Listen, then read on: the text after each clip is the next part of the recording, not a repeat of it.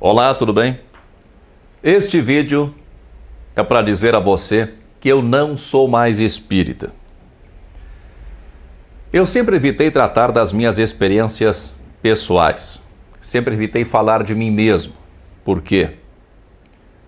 Para evitar o personalismo, para evitar a confusão entre as ideias que eu expresso e a minha pessoa. Minha pessoa não interessa a ninguém.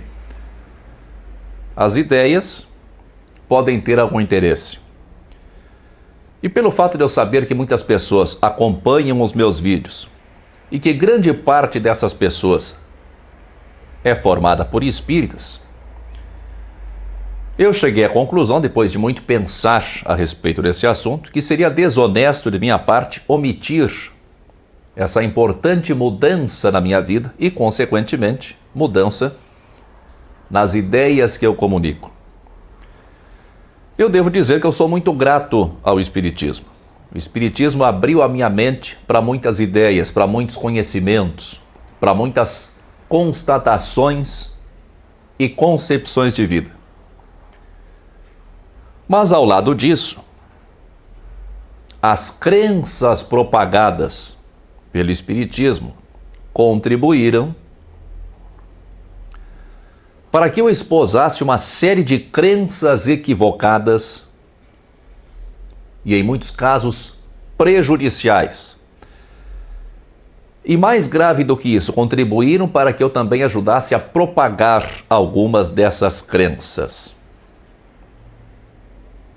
Você deve estar se perguntando que crenças são essas. Isso é um assunto muito longo, muito complexo para ser tratado num vídeo como esse. Eu vou tratar disso ao longo do tempo, mas não mais neste canal. Este canal está cheio de material espírita. Então eu achei melhor, para evitar confusão, criar um novo canal em que eu vou continuar propondo a reflexão a respeito de temas ligados ao espiritismo. Mas, a partir de agora, com um viés mais crítico e principalmente livre. Porque quando nós estamos vinculados a uma determinada corrente de pensamento, como é o caso do Espiritismo, nós não temos a liberdade necessária para tratar de alguns temas abertamente. Por mais francos que sejamos, nós não temos essa liberdade de falar aquilo que nós realmente pensamos e de tecer, quando for necessário, algumas críticas pontuais, inclusive sobre pessoas, porque isso é necessário. O espírita é doutrinado, desde o começo da sua experiência como espírita, ele é doutrinado a não criticar. Isso vem principalmente de Emmanuel. Emmanuel, que muito provavelmente é uma personagem inventada por Chico Xavier, ele induz o espírita à passividade, induz o espírita a não questionar, a não criticar. A crítica é vista, dentro do espiritismo popular brasileiro, como uma coisa feia, uma coisa suja, uma coisa de baixo nível. Você deve saber que Kardec pensava diferente. Kardec era muito criticado, sofria muitas críticas, respondia a essas críticas e também criticava. Jesus passa grande parte do tempo nos evangelhos criticando os fariseus. Então não há base nenhuma, nem em Kardec, muito menos em Jesus, para não criticar. Essa ideia de não criticar é uma estratégia muito bem articulada, justamente para que não haja questionamento, para que não haja contestação e, principalmente, para que ninguém exija prova de nada. O espírita sofre uma lavagem cerebral travestida de cristianismo. O espírita é incentivado a ler muito. O espírita, ele se gaba de ser um devorador de livros. Ele não percebe que ao ler compulsivamente, ele está, na verdade, se intoxicando de doutrinação barata. Ele está abaixando a sua cabeça para receber o cabresto ideológico espírita. E pelo fato de ler muito, ele pensa que sabe muito. Ele aprende meia dúzia. Vamos ser condescendentes. Aprende 2 dúzias de argumentos fáceis. Ele recebe doses cavalares demais do mesmo e ele chega a pensar, como eu pensei, chega a pensar que tudo se encaixa, que tudo tem explicação, que tudo obedece a uma lógica perfeita. Eu mesmo fiz isso. Eu mesmo passei por isso. E um dia, há algum tempo, há alguns anos, eu decidi, mais do que ler, estudar. E a verdade é que o Espiritismo não resiste a um estudo um pouco mais aprofundado, muito menos se durante esse estudo nós nos permitirmos uma postura cética e o mais imparcial possível. A partir daí você percebe então que a tão propalada filosofia espírita, na verdade ela é fundamentada em crenças cristãs que sofreram algum retoque.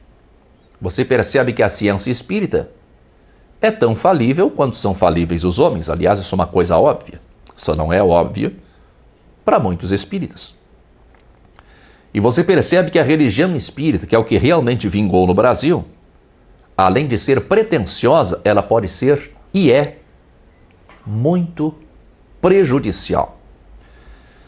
Mas é claro que eu não cheguei a essa conclusão de um dia para o outro. Faz pelo menos 2 anos e meio que eu comecei a perceber muitas fragilidades no Espiritismo. Primeiro, notei falhas na argumentação. Há muitas historinhas contadas no meio espírita que são ouvidas e recontadas indefinidamente. Alguém ouve e sai contando, daí outra pessoa ouve e conta de novo, e assim vai. Isso acontece sem que ninguém se dê ao trabalho de verificar, de conferir se essas historinhas conferem com os fatos ou não. Eu mesmo já fiz isso, eu mesmo já repeti algumas historinhas que eu ouvi falar. Uma dessas historinhas, apenas um exemplo, não tem nada de especial nesse caso em particular, é apenas o que eu lembro agora. Uma dessas historinhas defende a ideia de que a reencarnação era originalmente aceita pela Igreja Católica e que ela foi suprimida por um canetaço. Alguns dizem que no Concílio de Nicéia, outros dizem que no Concílio de Constantinopla. Eles querem dizer que é no Concílio de Constantinopla, mas nem isso eles sabem. Acontece que isso não é verdade, basta estudar a respeito desses 2 concílios para ver que não tem absolutamente nada a ver. Depois eu notei que as contradições eram gritantes. Eu já havia notado muitas opiniões divergentes entre os autores espíritas.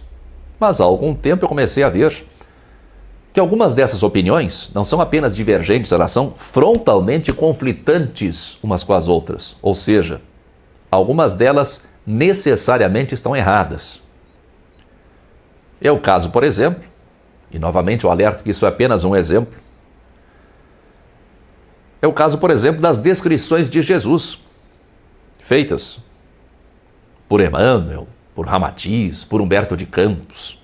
Cada um deles retrata uma pessoa diferente, não é o mesmo Jesus. São Jesuses diferentes. E nos últimos anos eu comecei a estudar algumas obras que eu já tinha lido.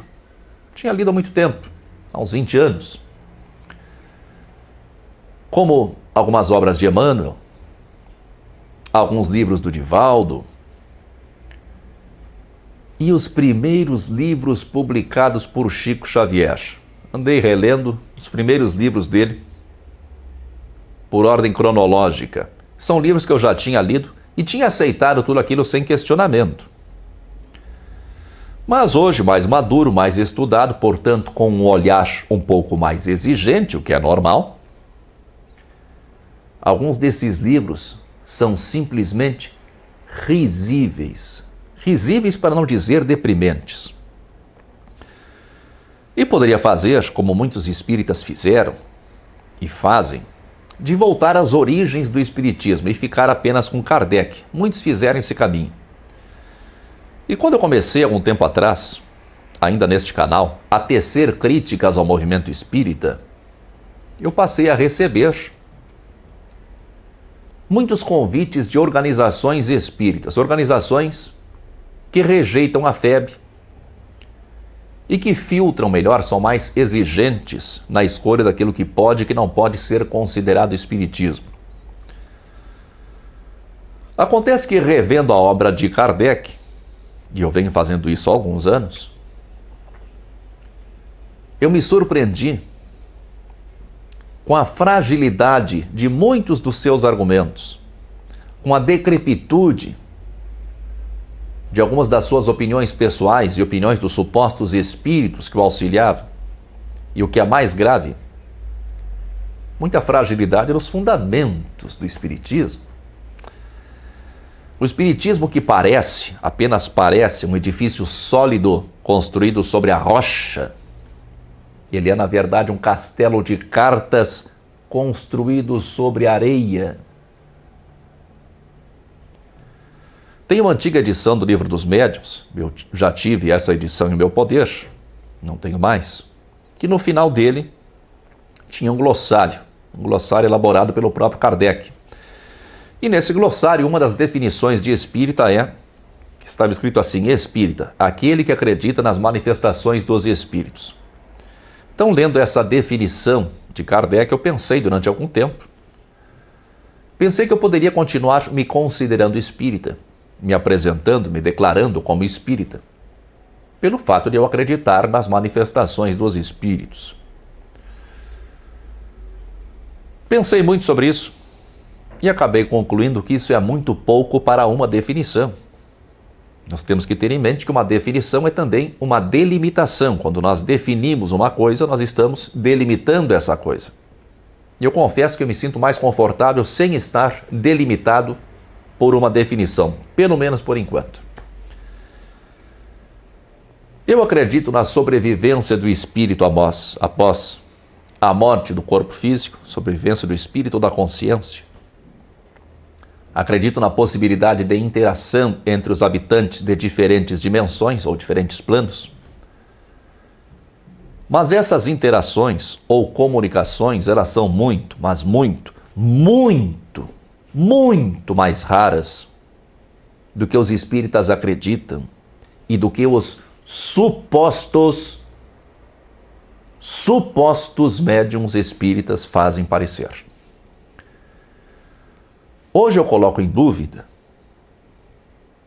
a suposta autoria espiritual de toda e qualquer obra, livro, supostamente psicografado.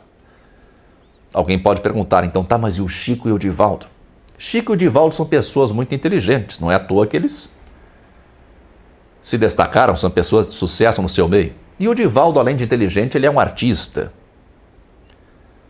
Não há nada que me faça acreditar, isso não é de hoje, que me faça acreditar nas supostas psicofonias do Bezerra de Menezes através do Divaldo. Isso apenas para pegar um exemplo. Eu até vou deixar embaixo, aqui na descrição do vídeo, eu vou deixar dois links de dois vídeos, em que o Divaldo, ele faz voz de velho gagá, faz voz de velho decrépito para fazer de conta que está incorporado. Eu preciso dizer que eu nunca acreditei nisso, nunca. Essas supostas incorporações do Divaldo ali nunca me convenceram. A primeira vez que eu vi o Divaldo dar esse show foi em 1986, na sede campestre do Sesc, em Porto Alegre. Eu era um menino, uma criança, guri. E eu gostava muito, como guri que era, de imitar pessoas. Então eu ouvi o Divaldo fazer aquilo, não entendi bem o que se passava, mas tive certeza que não era uma coisa séria. E passei a imitar o Divaldo. Imitava o Divaldo imitando ou se fazendo passar por Bezerra de Menezes, fazendo de conta que estava incorporado. Não há nada, mas nada, absolutamente nada, além da crença cega, que faça alguém acreditar que é um espírito falando com voz de velho cagá, de velho decrépito, através do Divaldo. Se aquilo é o espírito do Bezerra de Menezes, então o Bezerra está muito mal, muito mal. Se tiver morte para espírito desencarnado, o Bezerra deve estar morrendo. porque é absurdo, é ridículo. E, no entanto, os espíritas acreditam. E agora que eu não sou mais espírita, alguns espíritas vão cair de pau em cima de mim, dizer que eu estou faltando com respeito com o coitadinho do Divaldo. Falta de respeito é o teatro que ele faz, isso sim é uma falta de respeito. E se por acaso eu estiver errado, ele pode tentar provar que é de fato um espírito que se manifesta através dele. Nenhum médium prova nada, nenhum médium faz questão de provar nada, nenhum médium se submete a ser provado, a ser testado. O argumento mais usado para defender o Divaldo ou outro espírita ilustre é que para poder criticar ele, antes eu tenho que fazer tudo o que ele já fez. Isso não tem menor fundamento. Então, se eu quiser criticar o Lula, Dilma, o Temer, o Aécio, então antes eu tenho que fazer o que eles fizeram? Não tem nada a ver. O bem que eles fizeram e fazem, isso não os isenta de responsabilidade. E quando esses grandes líderes espíritas, quando eles espalham a sua opinião pessoal como se fossem verdades espirituais ditadas pelos espíritos, eles estão muitas vezes provocando catástrofes na vida de muitas pessoas. A crença generalizada e sem exame, porque os espíritas não examinam nada, eles apenas acreditam. A crença generalizada e sem exame na expiação de erros do passado através da reencarnação, se isso não for verdade, e há grandes indícios de que isso não seja verdade, pelo menos para a imensa maioria da população encarnada na Terra, se isso não for verdade, isso é uma crença geradora de dor, de mágoa e de passividade. Se duas pessoas de uma mesma família, se essas duas pessoas têm grandes diferenças entre si, um médium qualquer vai dizer, sem medo de errar, sem compromisso com a verdade, na maior cara de pau, e pior de tudo, acreditando que está fazendo caridade, ele vai dizer que isso se deve a vidas passadas. Ele vai dizer que os dois vêm se matando há várias reencarnações. Numa reencarnação um mata o outro, na outra o outro mata um. E que a atual reencarnação, então, é a oportunidade de reajuste. Pois é. Então os dois devem se compreender e se amar. Essa parte é muito bonita. Mas e se não for assim? Porque a partir daí, quem ouviu isso, formulou um monte de ideias, um monte de imagens na sua mente e vai passar a alimentar a crença de que essa antipatia ou essa inimizade é uma coisa milenar. E isso pode agravar e muito a situação. Ou então ele vai se sentir culpado por ter prejudicado o seu familiar no passado e vai passar a aguentar abusos que só vão piorar a situação. Outra coisa é o moralismo que alguns desses espíritas cospem por aí como se fossem grandes verdades espirituais. Vamos citar o Divaldo de novo. No livro Loucura e Obsessão, eu reli esse livro há pouco tempo. Esse livro é supostamente ditado pelo espírito Manuel Filomeno de Miranda. O grande drama, ou um dos grandes dramas do livro, que o livro todo é uma coleção de dramas. Um dos dramas do livro é um jovem que teve uma experiência homossexual com seu tio. Então um monte de espíritos, incluindo o onipresente Bezerra, porque o Bezerra está em todos os centros espíritas, ele se comunica através de todos os médiuns, psicografa livro para todo mundo. Um monte de espíritos então se unem para evitar que os dois caiam novamente em tentação. Isso é uma palhaçada terrível. Sem entrar no mérito da questão, né, o tio do jovem já estava casado, então isso seria uma traição. Isso poderia ocasionar uma tragédia, uma desgraça familiar.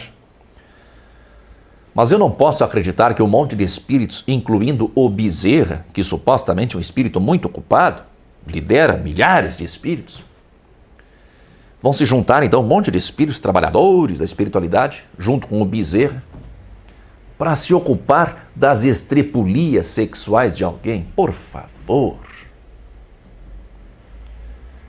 E o conselho do Divaldo aos homossexuais é que eles podem sentir atração por alguém do mesmo sexo, mas não podem manter relações sexuais. É óbvio, é evidente que essa é a opinião particular do Divaldo. E não há problema nenhum no fato dele expressar essa opinião. Cada um tem a sua opinião, eu tenho a minha, você tem a sua.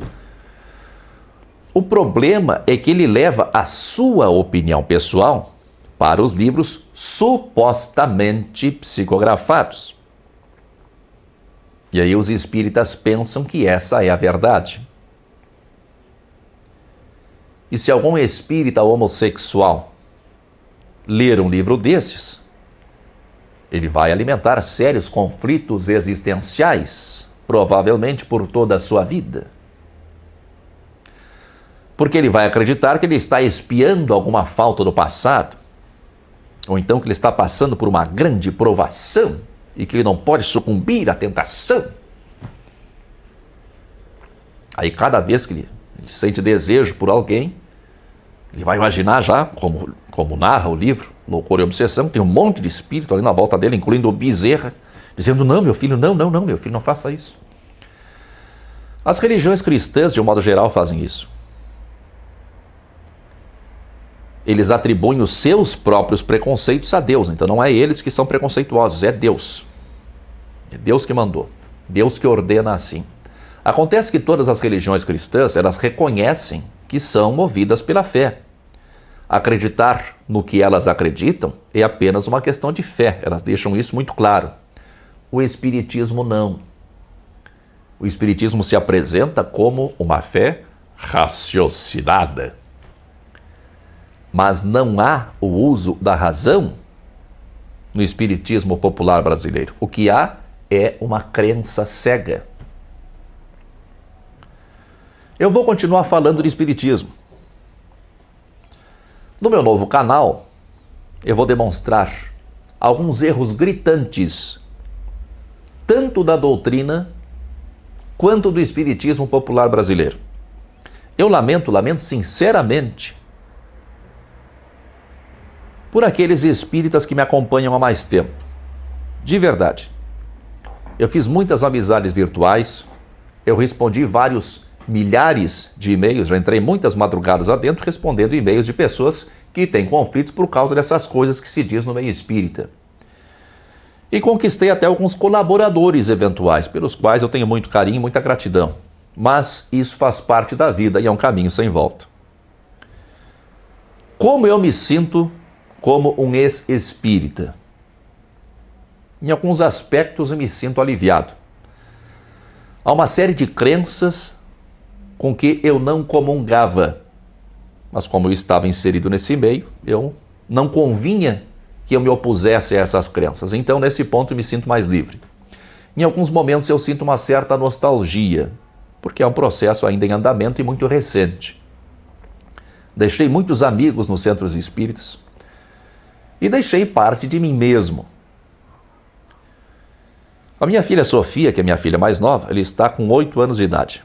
Há pouco mais de 2 anos, ela deixou de acreditar em Papai Noel e Coelhinho da Páscoa.